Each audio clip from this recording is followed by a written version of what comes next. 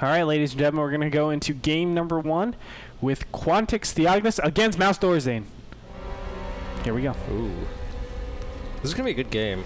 I sped it up there. Do you know why I sped it up? Yeah, because I was trying to cut you off last time on purpose. Yeah. Well, I'm just trying to prepare. I'm a mean-hearted person. Yeah. Well, I'll just leave it at that. You know, stealing chairs, cutting people off. You just like to cut. And, yeah. You know. What does that even mean? Anyways, so Thorzane, if I'm not mistaken, is the only undefeated player currently in the league. We did see that he beat Kiwi Kaki last week when they played against Rain. And I think this brings Thorzane up to 6-0, if I'm not mistaken. So Theognis will definitely have his work cut out for him. Now, Quantic has struggled so far this season. They are sitting at 1-5. I believe they're just 1 point ahead of EG. So at this stage, you know, what you're thinking of if you're Quantic is you don't want to finish the season out with a loss. You know, you want to get sort of a good feeling ending the season, you know, on a high note. Even though they won't be making the playoffs, you definitely want to come out with a win in the last week of the season, because that'll give you a good feeling to go into the next season with, you know, that kind of confidence that you were able to at least take down one of the better teams in Mouse. For sure. And from Mouse's perspective, obviously, as we mentioned earlier, you want to keep that momentum going into the playoffs, and you want to end with a win as well. Their playoff seeding, after looking at the standings, Mouse is actually guaranteed 3rd place, even if Mouse loses this match. They're still going to get 3rd place because they're ahead in points over FXO, and they have the tiebreaker. So the 2nd and 3rd place, sorry, the 3rd and 4th place seeding are set in stone. So Mouse isn't really worrying about their seeding, but they want to have a good sort of rhythm going into the playoffs, which will be, you know, in the next 2 weeks. So it's definitely imperative for them to win this match as well. For sure. Now we do have a difference in builds right now. Of course, we have a Tech Lab on the barracks for Theognis. He's going for something like a Reaper expand. It could be a Reaper Tech, but it's a lot more unlikely that we actually see that. First game is just going to happen with these Marines. It's a Marine SCV against a Marine. Of course, Theognis will have to back up, but as soon as that Reaper pops, it will help him out quite a bit. Over in Thorzane's... Wait, does the SCV move faster than the Marine? Yes, it does. Oh, wow. In Thorzane's base, we have him going for Factory Tech. He's still on 1 gas, so it kind of leads me to think he is going for some... Ooh, look at that. A reactor down on his barracks. It could be a reactored Hellion, that kind of play, or it could just be a lot of Marines. Really interested to see what we see here. Could be something like drop play as well. Don't forget about that. 1-1-1. Put down the starport.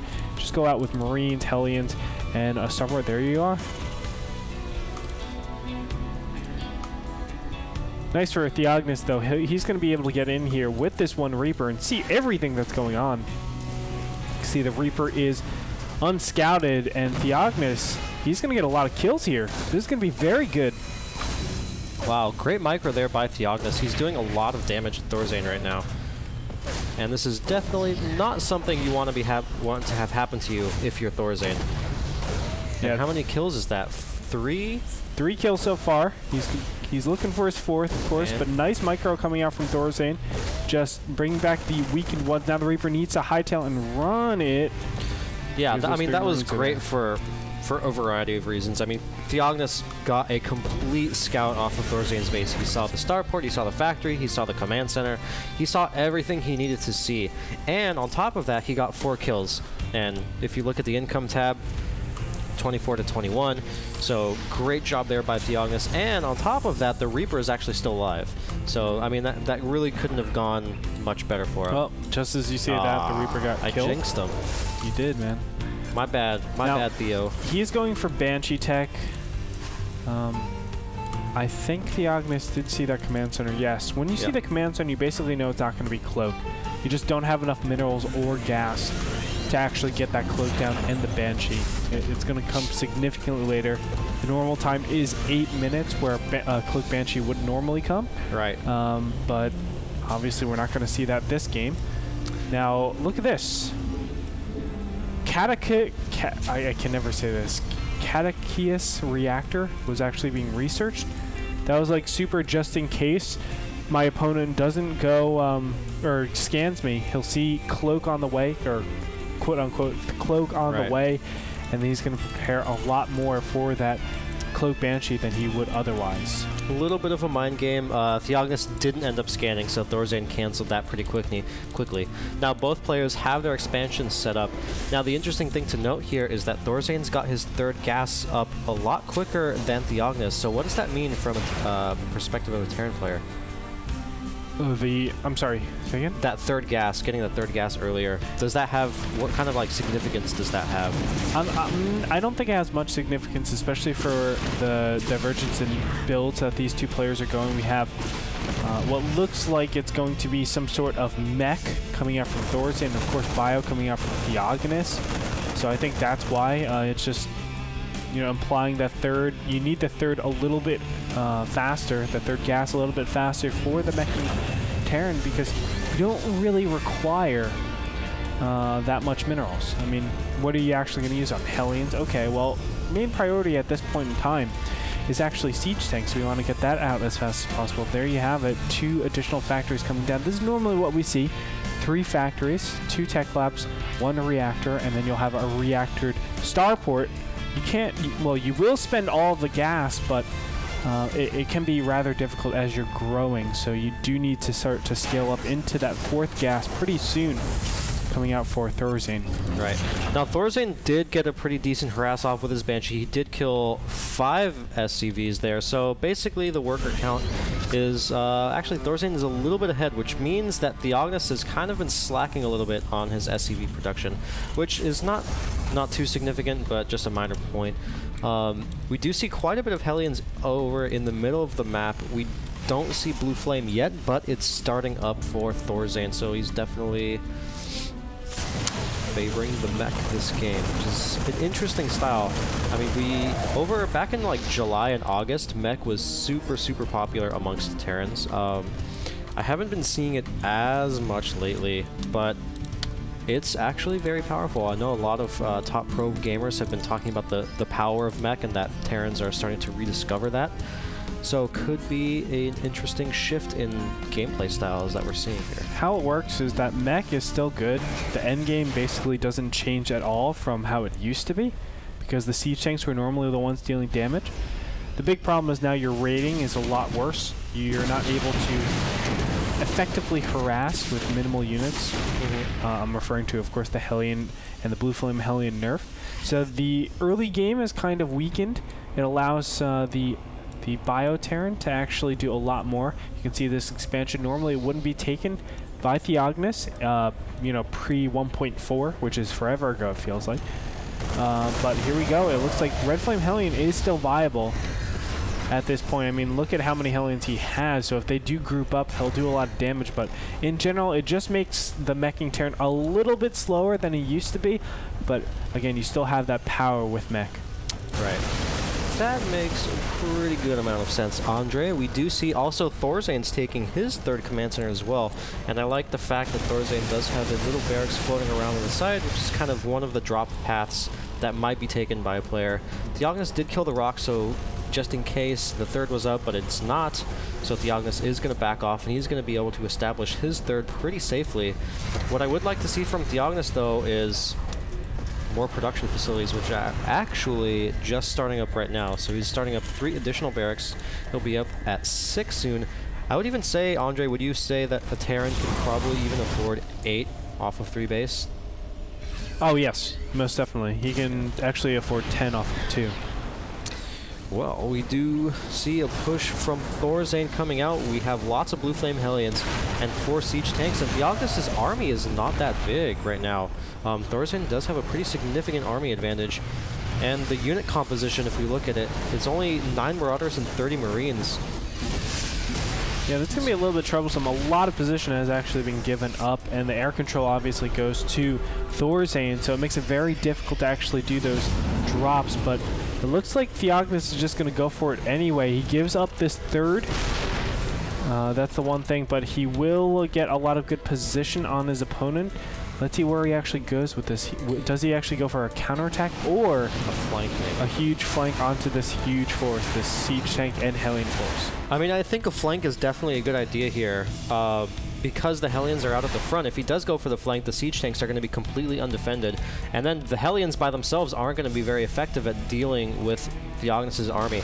So if Theognis does this right, and actually the tank does spot out the flank, so I wonder if he's going to instead try to go for a counterattack, and it looks like he's opting for that.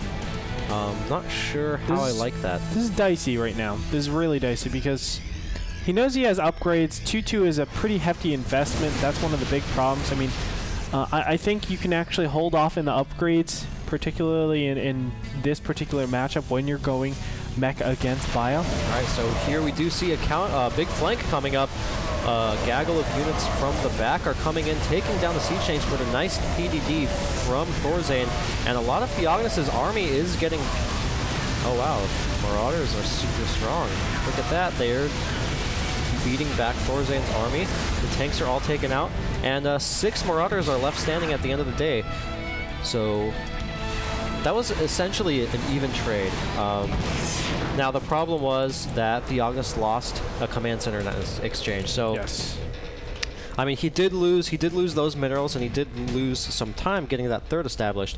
Meanwhile, you can see Thorzane has his third getting set up right now, and obviously he didn't lose that command center, so he's going to be slightly ahead right now, but I think the game is still fairly even at this point. If we're talking theory, and strictly theory, that trade actually helps out Theognis a lot more than Thorzane. Of course, if you think about it, more mobile army, gets a lot of space now. All of a sudden, they can take the middle of the map. And additionally, you know, you have less units as the meching Terran, who is a lot less mobile, to actually cover a lot more area. So that can be quite troublesome, but the fact of the matter is, because of that third that we saw, it's kind of negated. He can't really take a very, very fast, fast third. You know, of course, Thorzane takes his third over him a lot sooner. Additionally, what we had was a lot of rounds of units. Marines and Marauders, you know, it was maybe 2 or 3 more production cycles that was committed towards that attack. So there was actually a lot more units and a lot more production that was committed towards that attack than we're normally used to seeing. And, you know, obviously Thorzane gets a pretty nice advantage. So the theory actually works out that Marine Marauder gets empowered, but considering this current situation, I would give Thorzane the advantage. And again, he's just able to take position freely, and that's not something that you want to have happen when you're up against mech. Right. Now we do see a lot of siege tanks over here by the third, and Theognis is again setting up for an attack. I don't like this decision. He doesn't have that good of a position right now. He does take 2 tanks out for free, but he can't really deal with Thorzane's army right now.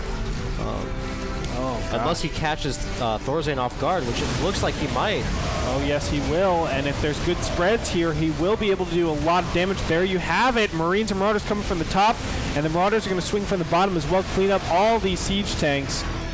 As you said, definitely Thorzane did overextend here. So a lot of cleanup for Theognis. That's going to even things up. You can see that he's just now starting to saturate this one base, getting his gases down. So that's priority number 1. Thorzane, in the meantime, I mean, what is his siege tank looking, or siege tank count looking like? It's only 4. Yeah, he might not even have enough to defend this third base. He's probably going to have to lift off that command center, and which he does. Yeah, this really shows the mobility advantage that Theognis now commands. I think up until after the first battle, it was basically even, but Thorzane really couldn't afford to lose that second army on that push, because now he's having to reproduce his army. And of course, a mech Terran can't be producing as many units as quickly as a Terran who's going bio. Yes. And then, especially because Theognis has the mobility advantage, it puts Thorzane now at a disadvantage. Now, this is what we're used to seeing. This is standard Bio against Mech, where Bio has all the map control and Mech doesn't. In that last fight, you know, I thought Thorstein was really good, and he was looking really good, I should say, because of ooh, hold that thought real quick. There's going to be a huge surge in with all these units. A drop with medevac with Marauders and Marines inside of it is going to splash all over the tanks, but as the dust settles, it looks like the Marines and Marauders will prevail. They blow a huge hole into the tank line, and now 4 Marauders are the only thing that stand. They're very badly wounded, but they will be just a little bit troublesome. But as I was saying before, you know, I think Thorstein in that last, not this last fight, but the fight before that when he was over here at his opponent's third, he overextended like crazy. Yes, if you have the ability to take position, but make sure that you're not overextending and making so that your opponent can cut the supply line, and all of a sudden you can't reinforce, because that's actually how you kill Mech. You can starve the army and then just clamp down on it, do a huge multi-pronged, or not multi-pronged attack, but a huge flank. That's it. That's the word. A huge flank, and all of a sudden that siege tank count doesn't mean squat. I agree, Andre. You know, I'm wondering why Thorstein is getting such a high Viking count. Do you think he needs to get this many Vikings, or do you think he should focus more on getting maybe some Marauders of his own? No, I think the Vikings are correct, just because you don't want that medevac shenanigan to happen again.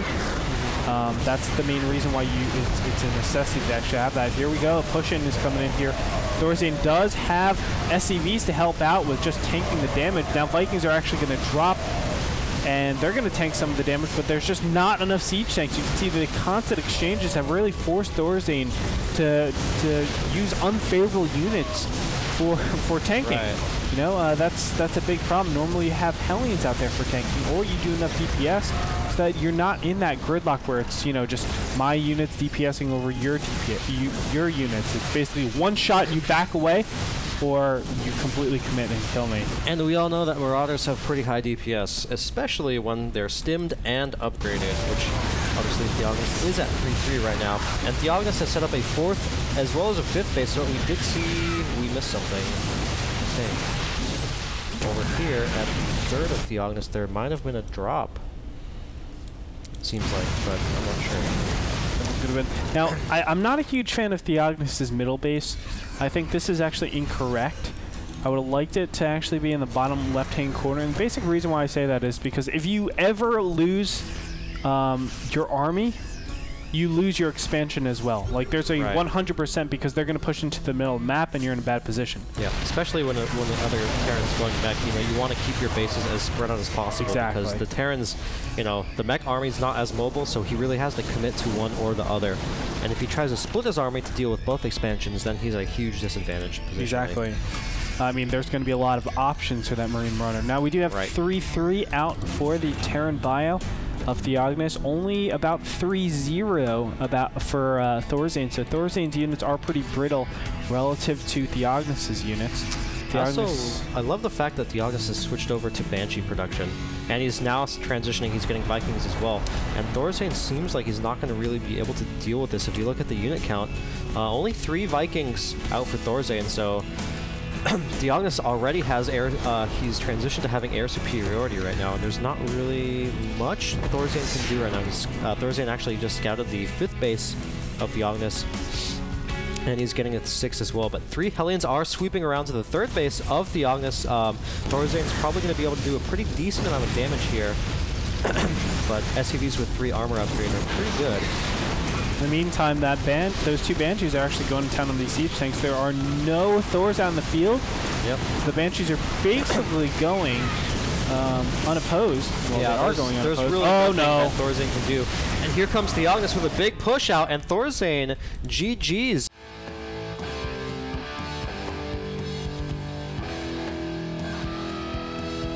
Great job by Theognis. Great play by Theognis overall.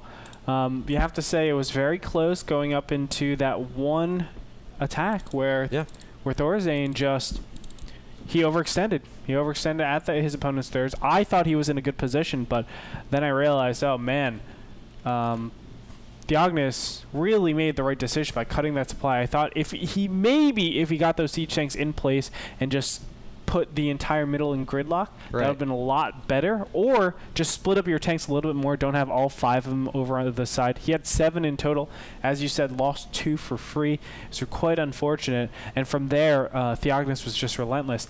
Yep. The trades were correct. You want to trade against a meching Terran as best as possible. Because they can't reproduce as fast as you can. That's exactly right. You know, just like marginal advantage, building up, and then...